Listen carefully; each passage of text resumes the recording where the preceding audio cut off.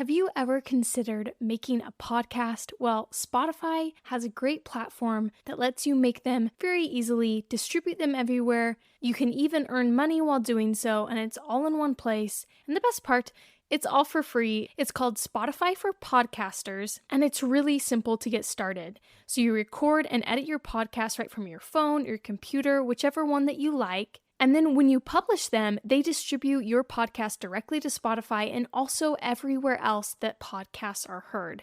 You can do video podcasts, you can interact with your audience with Q&As and polls. And once they're up and running, like I mentioned before, you can even earn money through your podcast in a variety of ways through things like ads and podcast subscriptions. And of course, it's totally free to use. There is no catch. When I started Plant School, I used Spotify for Podcasters, and I continue to use it because I love it. It's super easy to use, and it gives me everything that I need as a podcaster. So if you have ever wanted to start your own podcast, I highly recommend that you try out Spotify for Podcasters. You can download the app or go to www.spotify.com/podcasters to get started.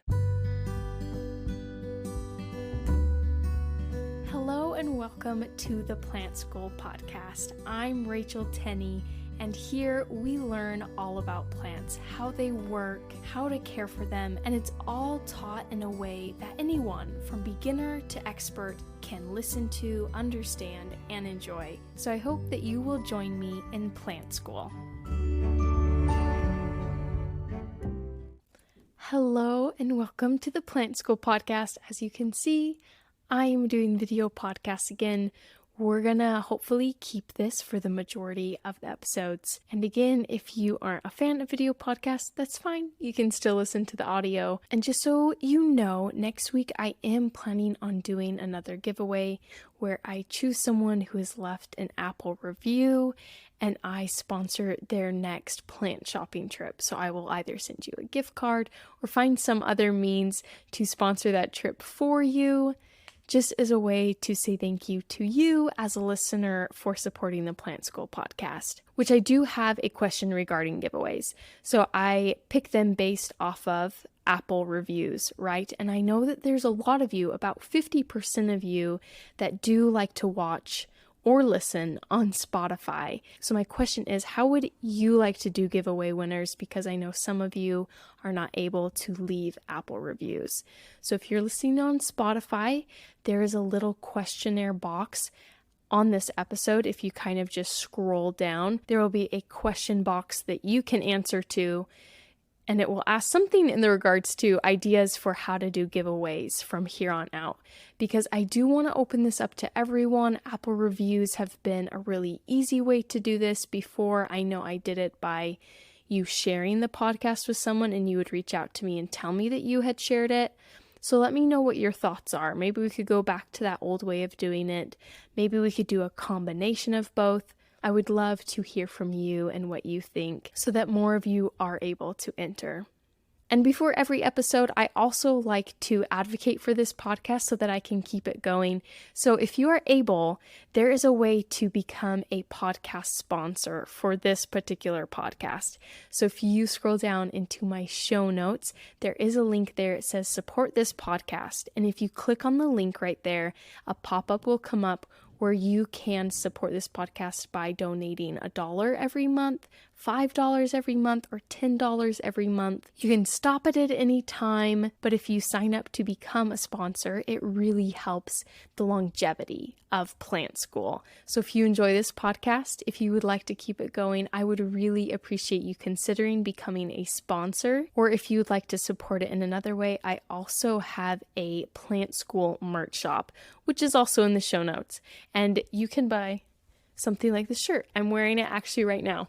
It says Plant School, and then on the back, I'll show you guys who are watching. Let's see, I'm just going to have to flip all the way around.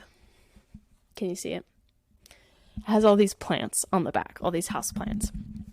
So if you would like to support the podcast that way, that's great too. You can purchase something. And then as always, leaving reviews or sharing it with friends does also help the podcast, of course. All right, now that my spiel is done, I would like to dive into this episode, and we are doing a Woman in Botany episode, which I love these. It's been so long since we've done one, so I hope you guys enjoy this as much as I did. And if I keep looking off screen throughout this podcast, I'm just checking my baby monitor because a little one is struggling to fall asleep right now, and I am just making sure that everything's okay. I'll try and keep that to a minimum for anyone that is watching. All right, so to start off, we are covering a botanist. Her name is Emma Lucy Braun. And the first question, of course, is, well, who is she? She's an influential American botanist, ecologist, and taxonomist known for her extensive work on the flora of the eastern United States. I'm kind of breaking my barrier because I know I've done a lot of Women in Botany episodes, and they've primarily been in California. I don't know why I kept choosing Californian botanists, but we're breaking away from that. We're going over to the eastern US. And perhaps the next botanist will be outside of the US because I know I do have quite a few international listeners. So we need to break out of that mold too. So it's kind of a brief overview of who Emma Lucy Braun is, besides just being a botanist, ecologist, and taxonomist. Her dedication to the study of plants and ecosystems and her really meticulous field work that she did and all of her contributions established her as a really prominent figure in American botany.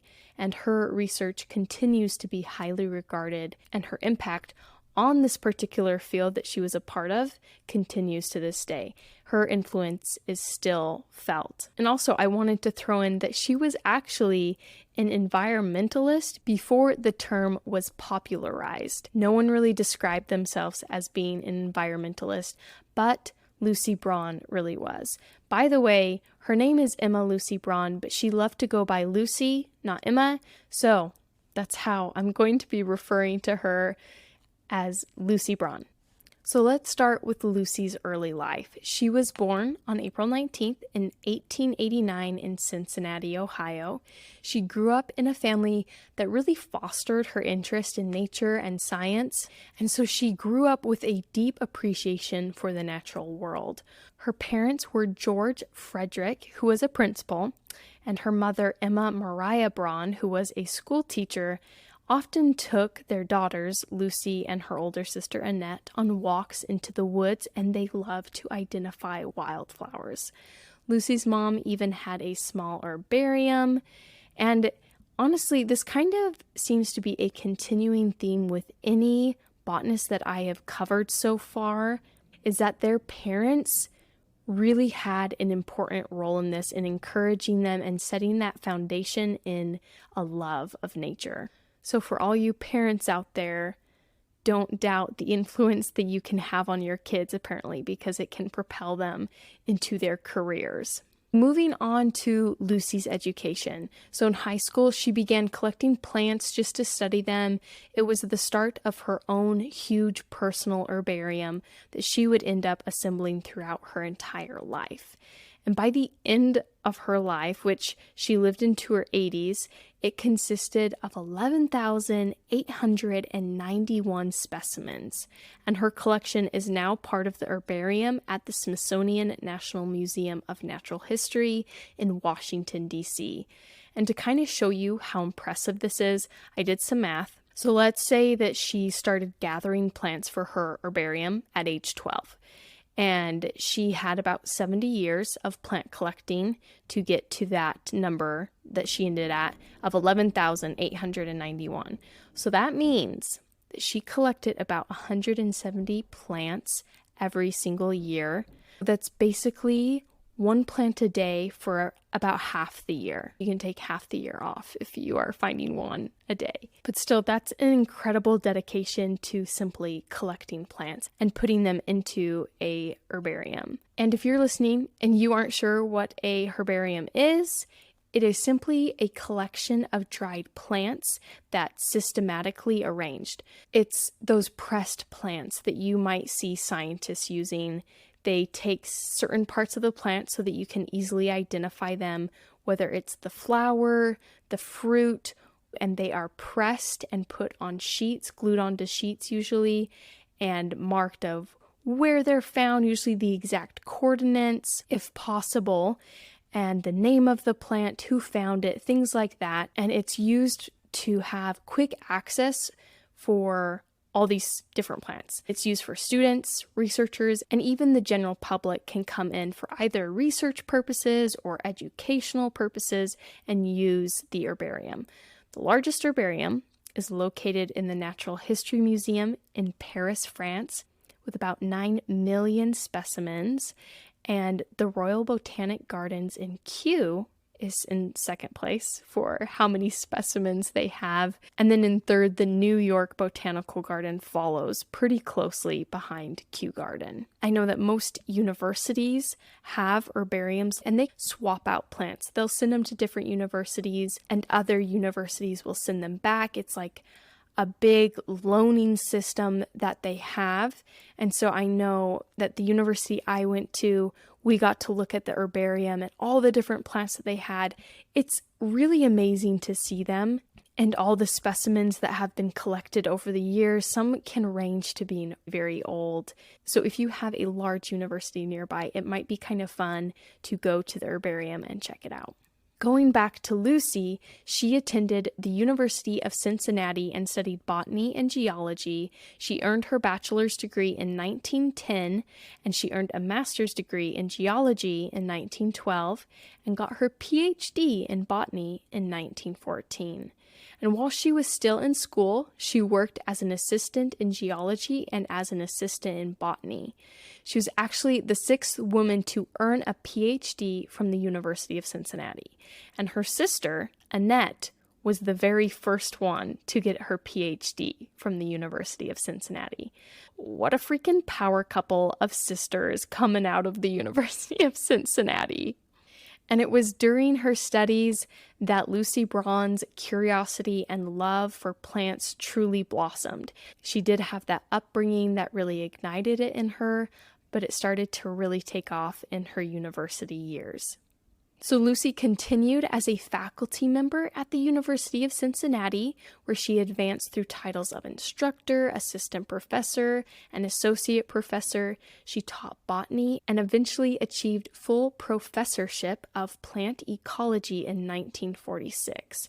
And that was 2 years before she retired and nearly 38 years after starting there as a student. So if you're like me, you might be wondering, why the heck did it take so long for her to become a full-fledged professor? Like 2 years before she retires? And she had been there for that long, almost 40 years she had been there. And perhaps there were personal reasons. Nothing is stated in the research that I did of why it took so long. But I do know that females in the field of science, it has kind of been a slow process to get them where men have been. For example, the first ever female professor was in 1732 at the University of Bologna in Italy. That sounds like a joke. Honestly, as I was researching, I'm like, that sounds like a joke. The first female professor was at the University of Bologna. Is this a real university? I assume it is. It's Italy. I've never been. I'm not sure how they name their universities out there, but that one to me sounds a bit like someone made it a joke. But anyways, in the late 1600s, the Catholic Church would actually intervene if a woman tried to get higher education and bar them from doing so. They didn't think it was appropriate. Moving a little bit later in 1837, Oberlin College, which is in Ohio, same place that Lucy Braun was around, they opened its doors to women, and it didn't exactly treat them equally in the beginning. They would actually dismiss their female students early from class on Mondays so they would have time to do the male students' laundry. Fun. I'm so glad that I am not a woman in the 1800s. That is all I can say. But Obviously, things got better over time in slow steps, but still by the time Lucy Braun was coming along in the early 1900s, she was still very much a pioneer of her time. And perhaps this is why it took so long for her to get the title of being a full professor. But during her time as a professor, she did have 13 master's students and 1 PhD student that she guided and looked over, 9 of which were women. In this time, mentorship of graduate students was very uncommon for female professors. It was something that only male professors would take on. She held the title of Professor Emeritus of Plant Ecology from the time that she retired until her death. So they did honor her in that way. Perhaps they felt bad for taking so long to make her professor. I don't know. Let's move into some of the accomplishments that Lucy Braun achieved during these years, because she was doing a lot of research while also working at the University of Cincinnati. Primarily, her research focused on the studies of forest, prairies, and plant communities, with a particular emphasis on the ecological relationships between plants.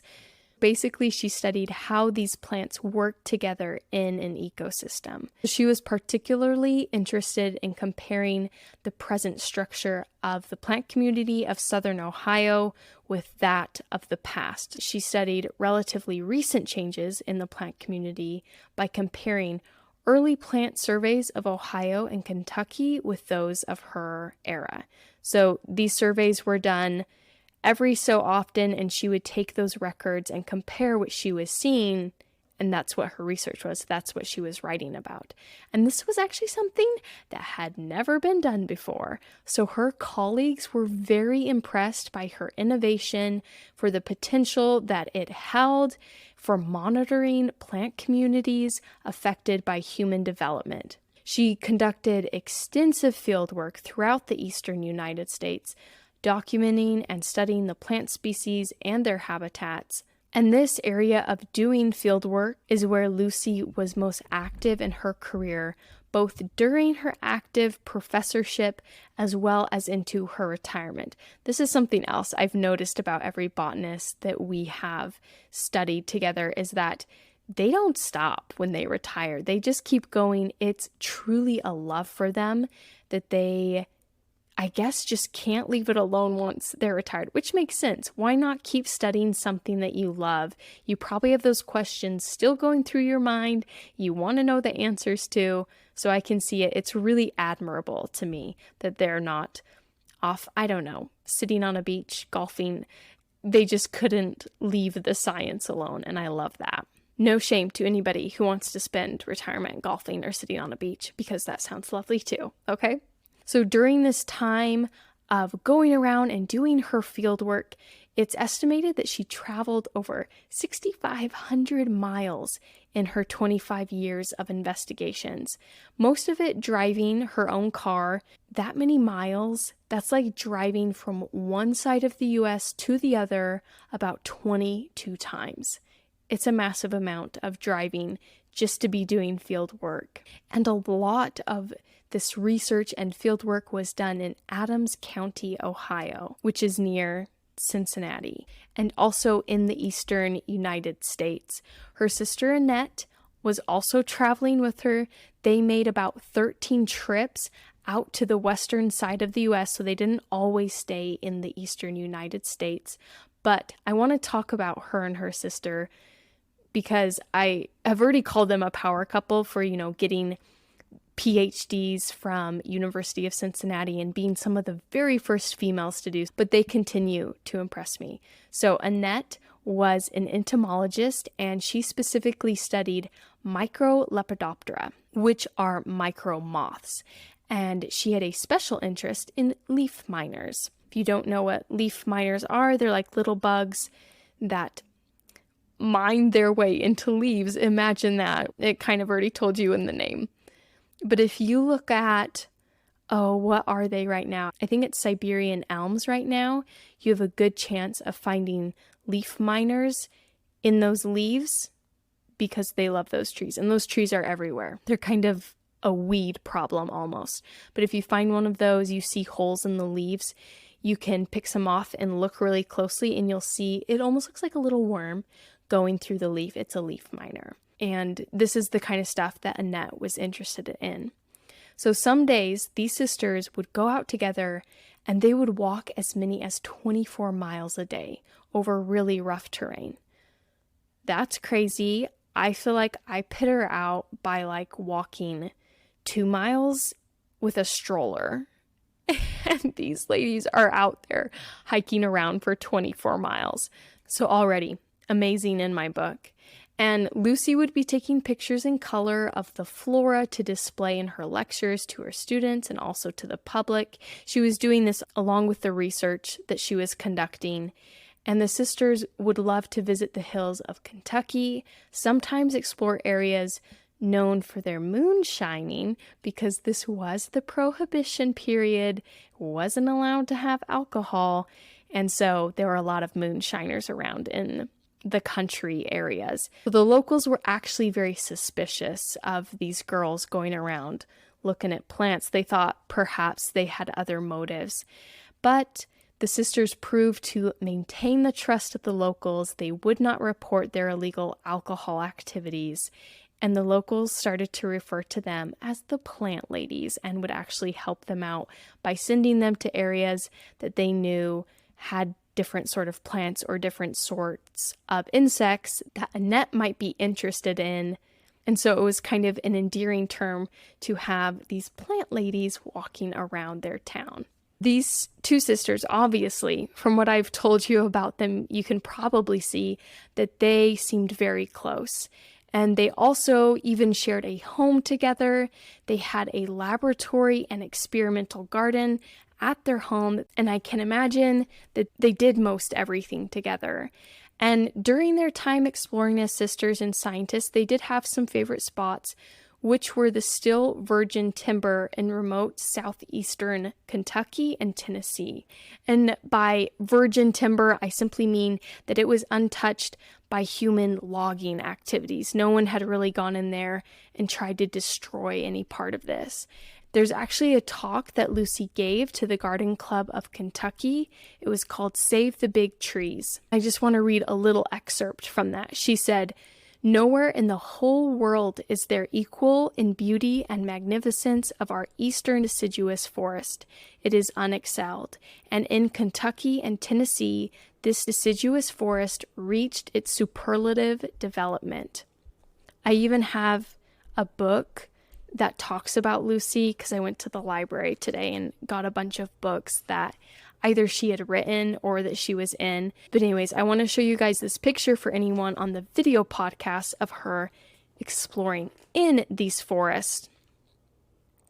She's the one in the middle. It shows her in one of those deciduous forests that she so loved. I'm going to take a quick break here, and when we come back, I'm going to continue into her life and talk about the book that she wrote that kind of propelled her into the fame that has continued to this day. Listen to the 48 Hours podcast for shocking murder cases and compelling real-life dramas from one of television's most watched true crime shows. Go behind the scenes of each episode with award-winning CBS News correspondents and producers in Postmortem, a weekly deep dive. Listen to 48 Hours wherever you get your podcasts. Okay, I am back and ready to continue to dive into Lucy Braun's life. So over the course of her career, Lucy Braun wrote 4 books and published 180 articles in over 20 journals. Braun's most notable work is titled Deciduous Forests of Eastern North America. It was published in 1950. I actually have it with me right here because I did mention I went to the library and picked up some of her books. So here is her most notable book, Deciduous Forests of Eastern North America. I don't know about you guys, but anytime I go to the library and go through the botanical section, I just want to take every book that is in there. They all just look so fun. And no, I don't have time to read all of them. A lot of them are field guides, but I love field guides. Someone has got to feel the same way as me, right? Anyways, her book describes really thoroughly the plants of the deciduous forest biome and the evolution of the forest community from the most recent ice age to the middle of the 20th century that she was living in.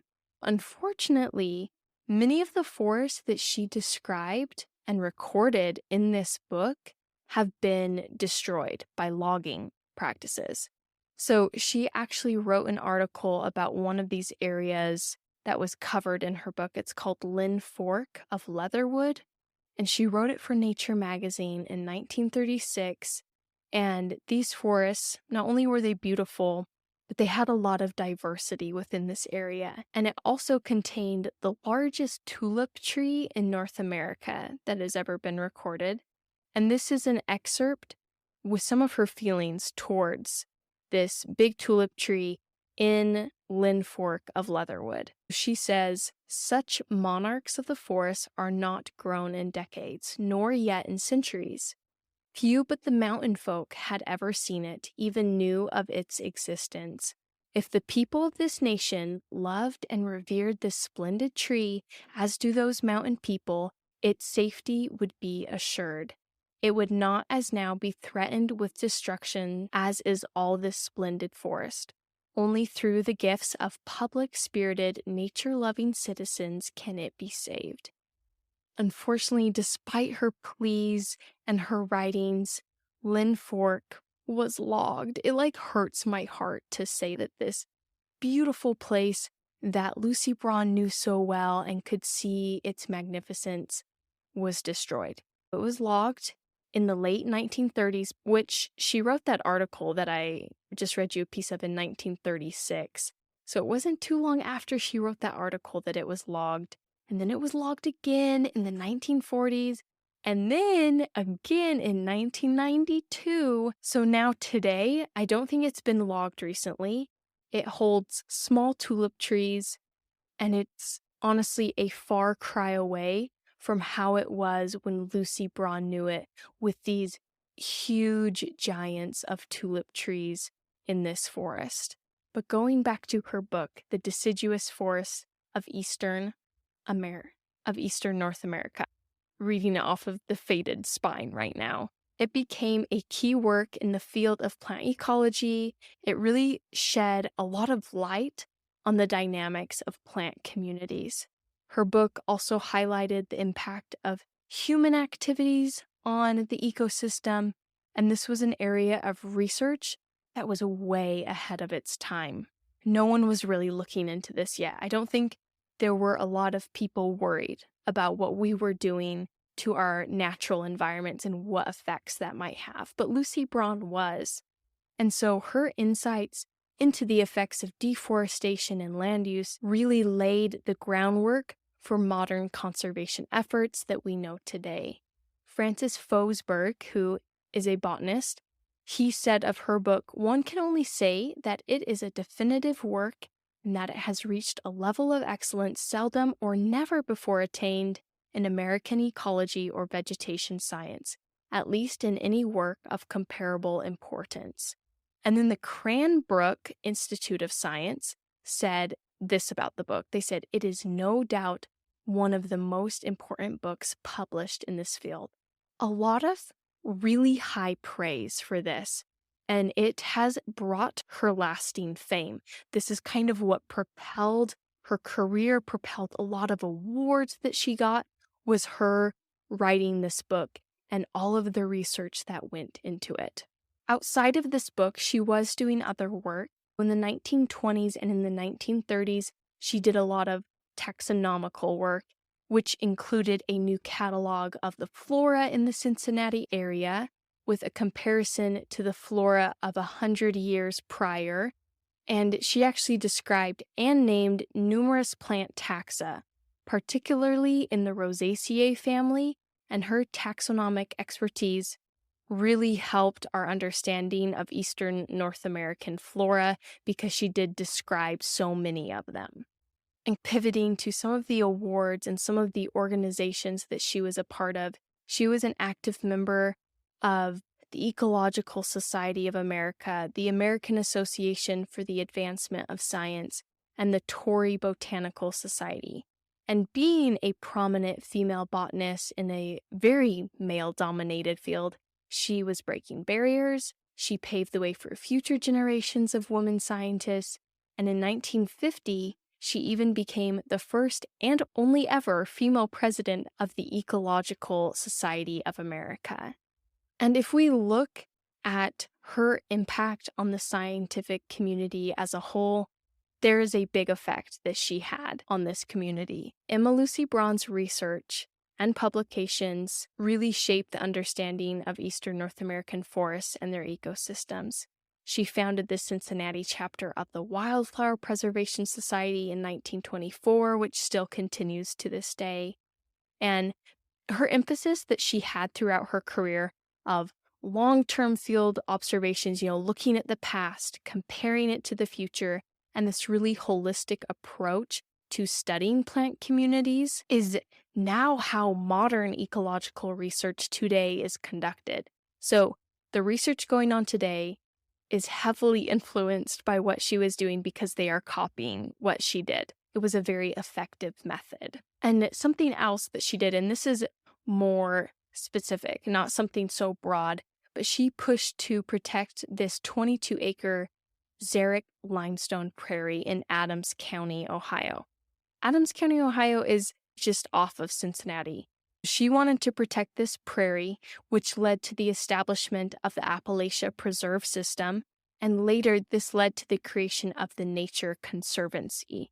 And the Nature Conservancy is a global environmental organization with headquarters in Arlington, Virginia.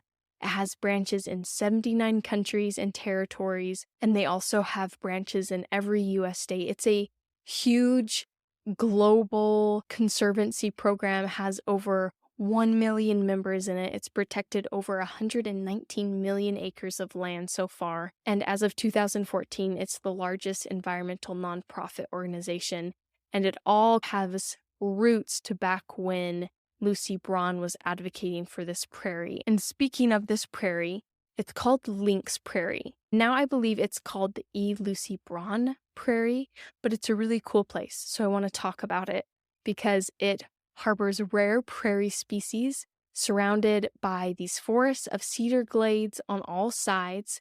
And it was created by this limestone bedrock being really close to the surface.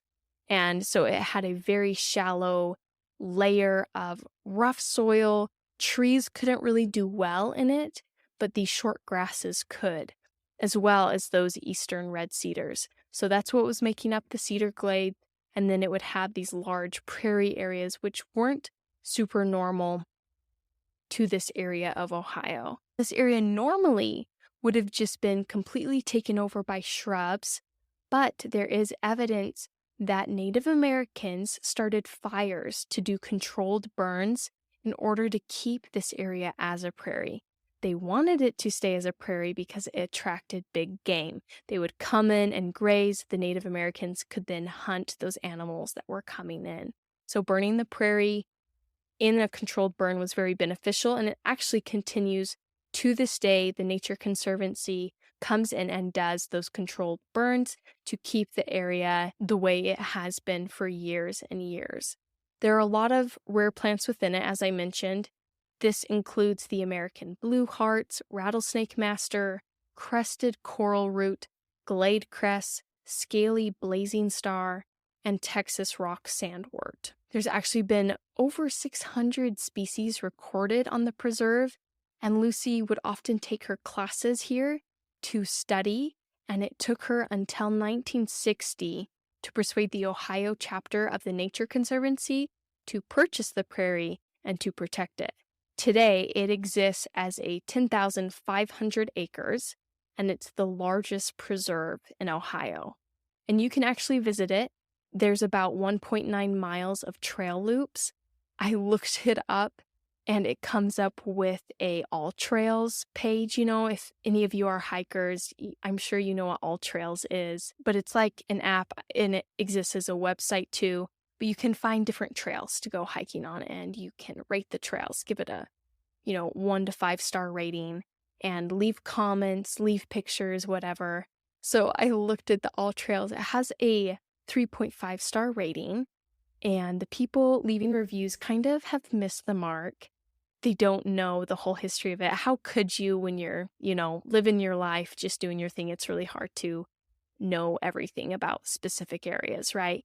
But they did not appreciate the ecology and the rareness of this prairie and what was in it. People on All Trails leaving reviews, not a vibe, according to me. You guys need to study Lucy Braun, and then you will see how lovely and beautiful it is.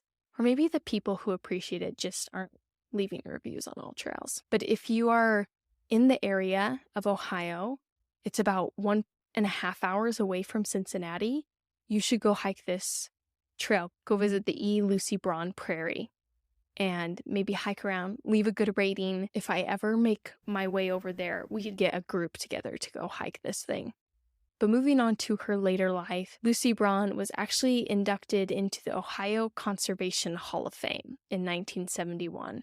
Near the end of her life, she was put into the Hall of Fame.